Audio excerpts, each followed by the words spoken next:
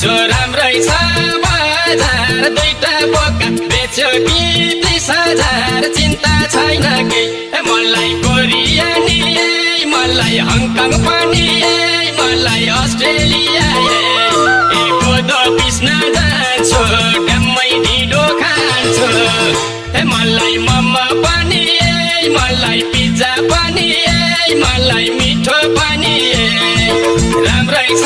बजार दुईटा बोका बेच्यो कि 30,000 चिन्ता छैन केही मलाई कोरिया नि मलाई हङकङ पनि मलाई अस्ट्रेलिया